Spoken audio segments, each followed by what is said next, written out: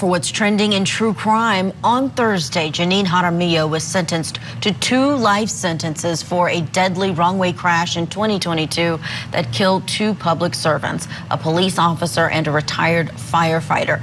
But before she learned her fate and before it was decided, she had this testy exchange with the judge. Did you ask if anyone was hurt? Did you plead for mercy for your depraved actions? No, you lied. I am talking. I was trying to get on the freeway the right way.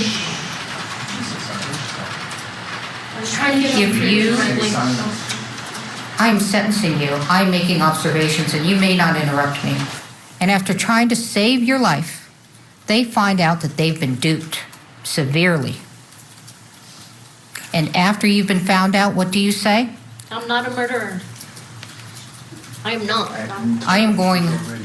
I'm not a murderer. Stop talking, please. Let my judge finish. She lied about kidnapping, being kidnapped, and that's what caused those officers to go after her to try and save her, leading to that deadly crash. Now, Judge Mary Marlowe Summer would eventually have the last word in this, sending the defendant to life in prison for 2 life sentences for each of those lives that was lost during that fatal police pursuit. So this morning, we're simply asking, what was Janine Jaramillo thinking during that sentence? And joining us now, forensic psychiatrist Dr. Carol Lieberman with us as well. Dr. Carol Lieberman, from a psychiatry standpoint, what stands out to you about not only Janine Jaramillo's behavior, but the fact that she lied on different occasions about being kidnapped, and it's very hard to even understand to what end she made up these stories? She is in a world of her own.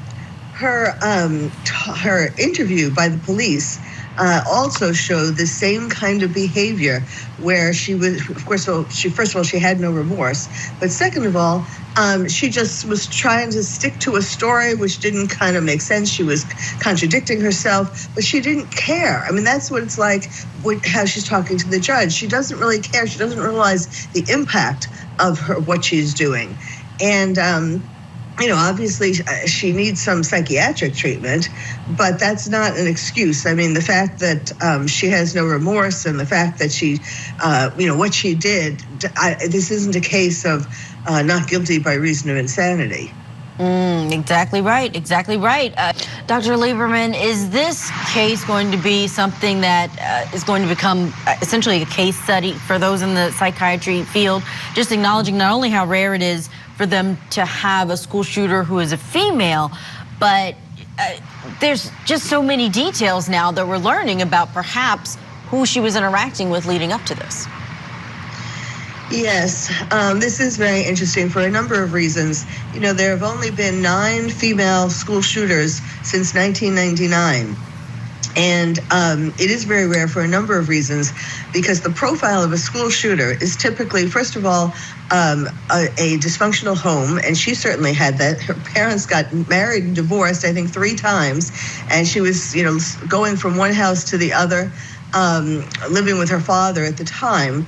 And also, you know, it's probably going to come out that all school shooters in the past, male or female, have been addicted to violent video games. So it probably is going to come out that that was part of it. And then being a loner or being bullied at school, we haven't really heard much about that. Well, actually, no, her friend was writing things online about how people were mean to her and so on. So that was part of it. And then mental illness is another part of the profile of a school shooter. And, you know, we don't really know that. Oh, well, we do know that she was seeing a therapist, but, you know, that's always, that I think is the key part of what psychiatrists and other mental health professionals are going to study. So many school shooters, either they have had some mental health treatment, either none, or if they have had some, they have fallen between the cracks. There was something that the therapist didn't do, you know, obviously didn't do enough to prevent this. So that's the particularly intriguing part. Now, as far as this helper, you know, from California, we don't really know enough, except for the fact that her father was very instrumental, very influential on her. You know, he took her to a gun range. That's another factor that we often see in school shooters. So perhaps she was more vulnerable to the influence of a male figure.